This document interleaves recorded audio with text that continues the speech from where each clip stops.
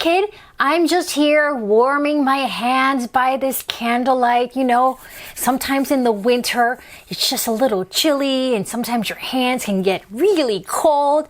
Oh, yeah, that happens to me too, but with my head. So what do? You wear this snazzy little hat here, Red Bear? Yeah, as a matter of fact, I do. And it keeps my ears nice and warm, but you see how the flap is open? Yeah, I can see that. Well, that helps me also, like, be able to hear you. Oh! Yeah, that way I don't miss anything of story time. Oh, that's a nice candle. That's nice. Yeah, thanks. I think so too. And it fits perfectly with our winter candle story because it's not just a candle. Sometimes a candle signifies lots of things for people, like think about birthday candle, that's special. Or sometimes if it's a special dinner, mom might light a candle, or at the restaurant, if it's a very special restaurant, they have candles. Let's see what this winter candle is all about. Winter candle. Let's see. Nana Clover checked her list. Turkey in the oven. Potatoes peeled. Napkins folded just so. Candles. How could she have forgotten? Thanksgiving at 3C Juniper Court without candles. Unheard of. Oh no. Look at her face. She looks worried.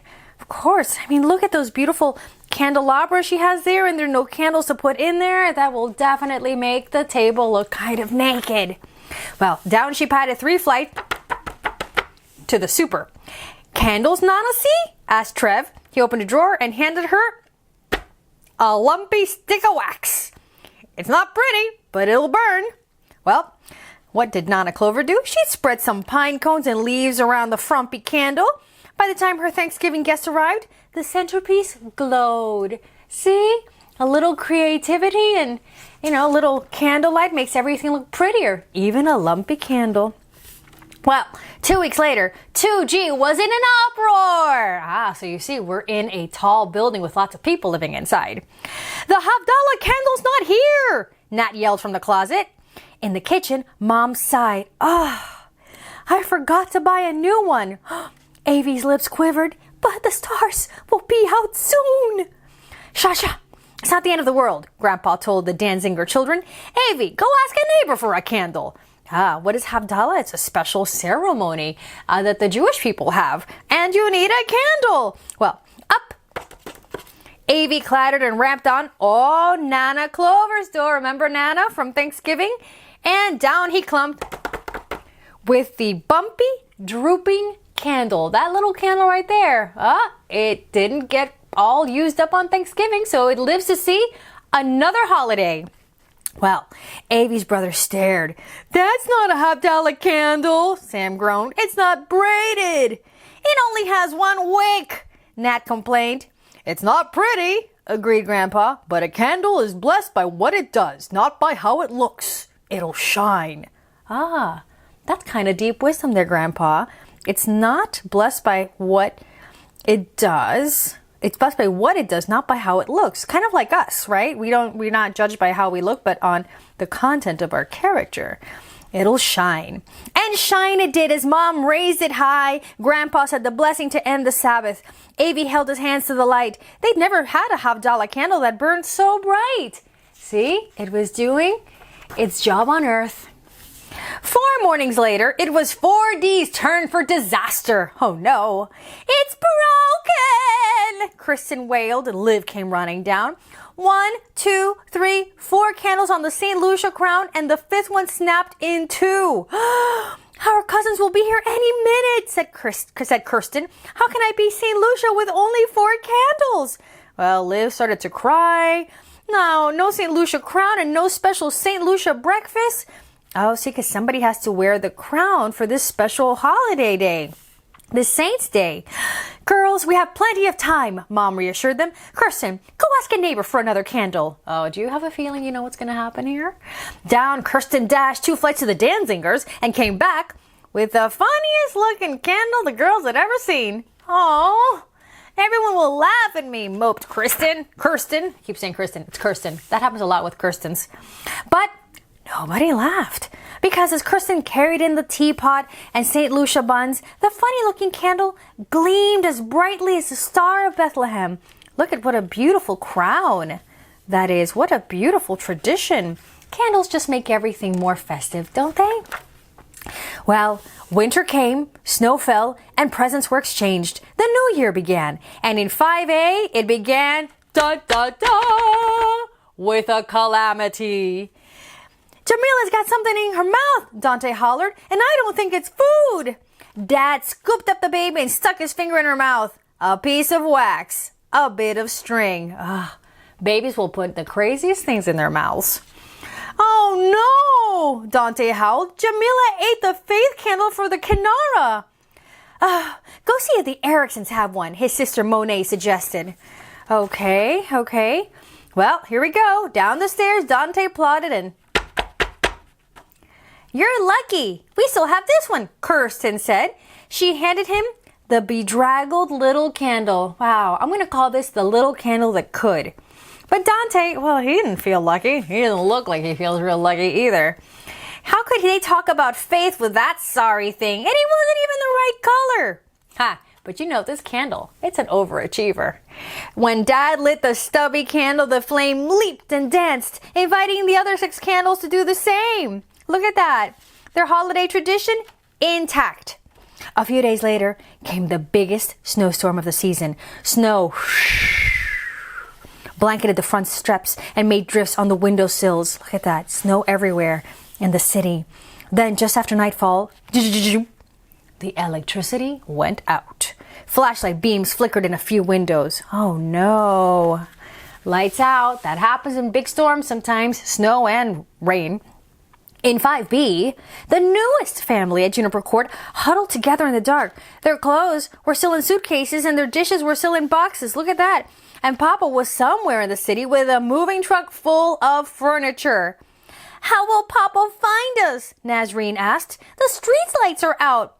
Papa won't find us, cried Farouk. There's too much snow.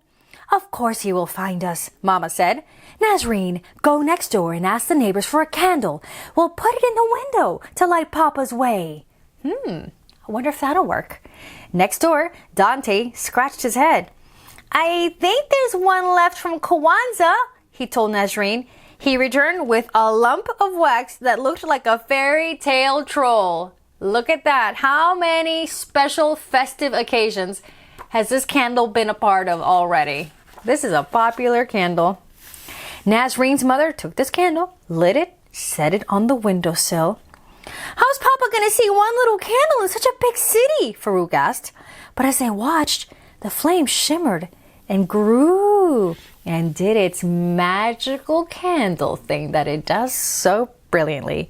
It glittered on the falling snowflakes until the dark street seemed spun with stars. Many blocks away, see that? Papa slowly steered the big truck through snow-covered streets. What did that sign say? Pine Street? Vine Street? Hard to tell with all that snow in the way. But then, Papa noticed a glow up ahead. Maybe someone there could give him directions. Papa steered left. Then he steered right. Then left again. And then closer and closer to the glowing light. Papa turned a corner and... there in front of him, 5 stories up, shone a warm, welcoming light. He was home. Juniper, you see, 57th Street, Juniper Court. Now he knows where he is. The light led him home. Papa climbed 3 floors, 4 floors, 5 floors. And then, Papa's here! Nazreen and Farouk flew down the hall and into their Papa's arms. Come see our new house, Papa, cried Nazreen. And look, everyone else is coming too. Oh, everybody from the building? They probably want to come and check out this miracle candle, don't you think? I would want to. The little apartment filled with neighbors. Dante's family brought chairs and a folding table. Nana Clover made a bed out of blankets for Nazreen and Farouk. Trev brought a small heater, very practical. And the Erickson girls and their mother made sandwiches, also very practical, gotta warm the tummy. And the Danzingers put a pot of soup to warm on the camping stove. Everyone welcomed Nazreen and Farouk and Mom and Papa to their new home. Look at that. They have everything in boxes, but how warm and inviting is this? And all by the light of that beautiful, bright burning candle. And the gnarled little candle glowed so brightly in the window that when the electricity finally did come back on, no one even noticed. How about that? This was the only light they needed. Oh, and then in the back, it goes on to tell us that Havdalah is a Jewish ceremony to say goodbye to the Sabbath, and they use a braided candle with more than one wick so it burns extra brightly. St. Lucia Day, December 13th, is celebrated by Scandinavians in Europe and America to honor St. Lucia, who delivered food to the poor, wearing a crown of candles on her head to light the way. Just like we saw the little girl in the story, Creston. Kwanzaa is a week-long celebration at the end of December that honors African culture.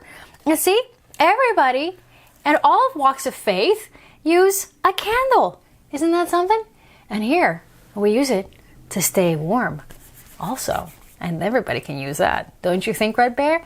Oh yeah, it's also very pretty, and I like to read sometimes by candlelight. Really? Yeah, because I read that in the old days, like back in the Revolutionary War era, Yes. they didn't have electricity yet, you see? Oh yeah, no, totally true. No electricity yet. So they would read by candlelight. So sometimes I do that so I can imagine what it was like to be a kid way back then. But then it gets kind of dim, and then I turn the lights on anyway because I want to read better because I don't want to hurt my eyes.